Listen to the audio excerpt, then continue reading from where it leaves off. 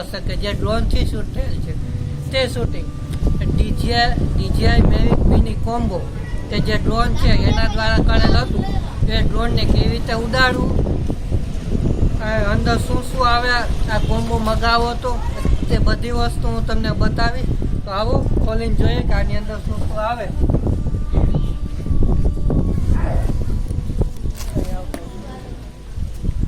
આ DJI Mavic mini combo, આ એનો રિમોટ કંટ્રોલર છે ઉડાડવા માટે. રિમોટ કંટ્રોલ ડ્રોન કનેક્ટ થઈ જાય અને આ એની પર બેટરી ને ચાર્જર. બેટરી ચાર્જરમાં તમે જોઈ શકો છો અહીંયા ઓલે ચાર્જિંગ કરવાનું આવે છે. અહીંયા ક્લિક કરો કેટલી બેટરી અહીંયા ભરાવે છે તે પણ ઇન્ડિકેટર થાય છે. ને 3 બેટરી આની સાથે જ આવે છે, એક સાથે 3 બેટરી. તો જે ફૂલ હોય તો આમાં 2 બેટરી ફૂલ છે ને એક ઓછી ફૂલ છે, તો પેલી બેટરી હું કાઢું છું. એની નીચે તમે જોઈ શકો છો કે અહીં અલગ અલગ ઘણા પ્રકારના કેબલ આવે છે. એપલ મોબાઈલને કનેક્ટ કરવા માટે રિમોટ કંટ્રોલરથી, અને USB ટાઈપ બી, બીજા એક્સ્ટ્રા પંખા, એક્સ્ટ્રા નટ બોલ ઘણું બધું આવે છે. ત્યારબાદ આપણે રિમોટ કંટ્રોલ, આ એનું છે રિમોટ કંટ્રોલ. અહીંના એન્ટેના ખોલી ત્યારબાદ અહીંથી આને આ મોબાઈલ હોલ્ડર છે, મોબાઈલ હોલ્ડરને આવી રીતે ખોલવાનું રહે છે. મોબાઈલ હોલ્ડર ખોલીને આની અંદર આપણે સ્ટીક આવે છે કંટ્રોલ કરવા માટે. સ્ટીક આના અંદર આટા હોય, આટા અહીંયા ફિટ થઈ જાય છે.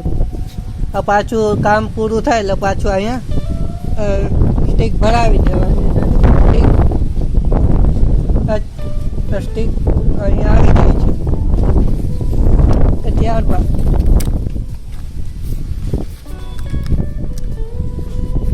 મારી પાસે ઉતાવળમાં મેં તોડી નાખ્યું. એને એક્સ્ટ્રા પંખા છે. ઓકે, અહીંથી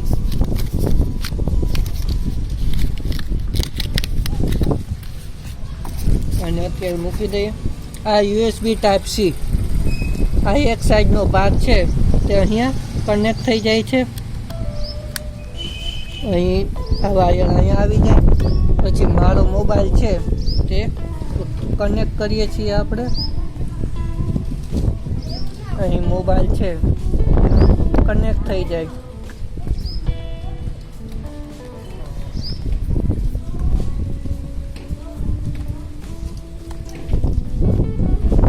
આવી રીતે મોબાઈલ હોલ્ડ થઈ જાય.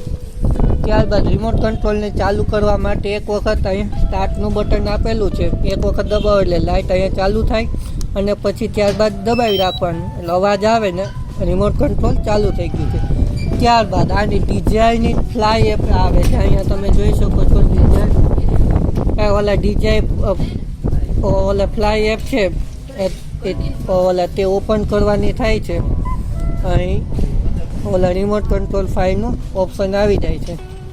ત્યારબાદ હવે કહે છે કે તમારું ડ્રોનને ઓપન કરો. ડ્રોનને કેવી રીતે ઓપન કરવું તે પણ એક વસ્તુ જાણવા જેવી છે, કારણ કે આના પંખ આટલું જ આવે છે. મારા હાથમાં હમાઈ ગયું. અહીં તમે જોવો ડ્રોન તો મારો મોબાઈલ પણ તેની સામે મોટો દેખાય. આ ડ્રોન છે. તો આને ઓપન કરવા માટે અહીં સૌથી પહેલાં ઉપરથી આ 2 પાંખિયા છે તેને ખોલવાના થાય છે. આવી રીતે 2 પાંખિયા ખોલવા. ત્યારબાદ નીચેના પાંખિયા નીચેથી ફોલ્ડ થશે આવી રીતે, અને ખોટું બળ કરશો તો તૂટી જશે. ફક્ત 250 ગ્રામનું ડ્રોન આવે છે. ત્યારબાદ અહીં કેમેરાની સેફ્ટી આવે છે. તેને અહીં પુશ બટન ઓન કરી અને ખોલવાનું થાય છે. કેમેરાની સેફ્ટી આપણે દૂર કરી ત્યારબાદ અહીં પાછળ મેમરી કાર્ડ, અને બેટરી લગાવવાનું આવે છે. અહીં આપણે બેટરી નાખવાની થાય છે. પાછળના ભાગથી બેટરી ઇન્સર્ટ કરી એટલે અહીં સ્ટાર્ટ કરવાનું ઓપ્શન છે.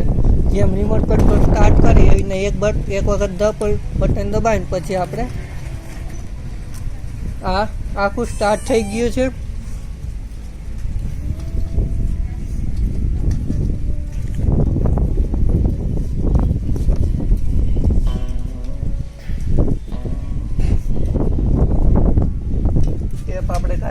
છે અહીં આપણે કેમેરા વ્યૂ આવી ગયો છે, એ તમે જોઈ શકો છો કે કેમેરા વ્યૂ અહીંયા આવી ટેક ઓફ જીપીએસ કનેક્ટ કરવાનું થાય છે, એ ફક્ત નીચે મૂકીને રાઉન્ડ અપ કરશો એટલે એ કનેક્ટ થઈ જશે. કોઈ પણ જગ્યાએ હું અહીંયા નીચે મૂકી અને કનેક્ટ કરવાનું ટ્રાય કરું છું. લાંબુ કરશું હોતું નથી. અહીંયા તમે જોઈ શકો છો કે રિમોટ કંટ્રોલમાં નીચે આ કેમેરાનું ઓપ્શન આવે છે કે જે ઉપર નીચે થાય છે. તમે નીચે પણ અહીંયા જોઈ શકો છો કેમેરો ઉપર નીચે થાય છે. ત્યારબાદ લેન્ડિંગનું ઓપ્શન આવે ને આ તો તમને ખબર છે. અહીંયા વિડીયો શૂટિંગ અને ફોટોગ્રાફી બંનેનું ઓપ્શન આવે. The home point has been updated.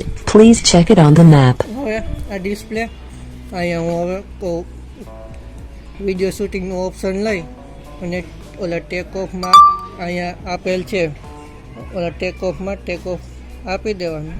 હવે સામે જોઈ શકો છો Take off. The home point has been updated. Please check it on the map.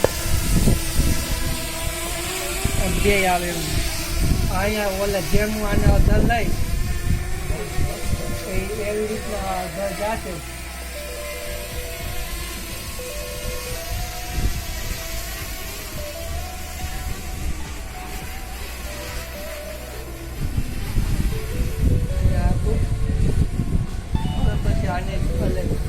જેમ આગળ પાછળ લઉં એમ આ આખો આ સ્ટીકને આગળ લઈ જવાથી રોડ આગળ જાય અને પાછળ લઈ આવું તો પાછળ આવે. આને ઉપર દબાવું તો આ થોડું અધર જાય. અહીંયા નીચે તમે હાઈટ અને કેટલું ડિસ્ટન્સ છે તે પણ એ તમે જોઈ શકો છો.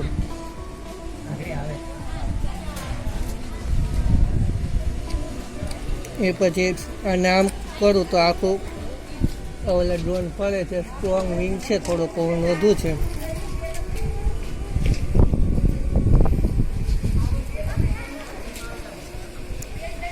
તો હવે આને પાછું થોડુંક નીચે ઉતારવા પાછળ એ પાછું નીચેનું ઓપ્શન આપી દેવાનું. અહીંયા નીચે દબાવવું એટલે નીચે આવે.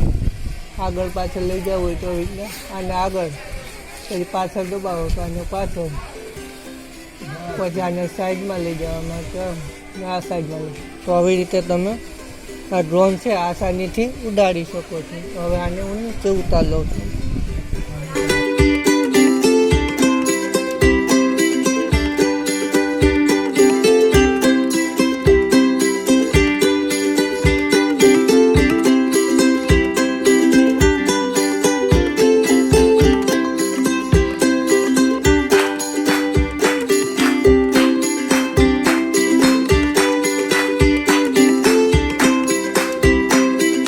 Landing.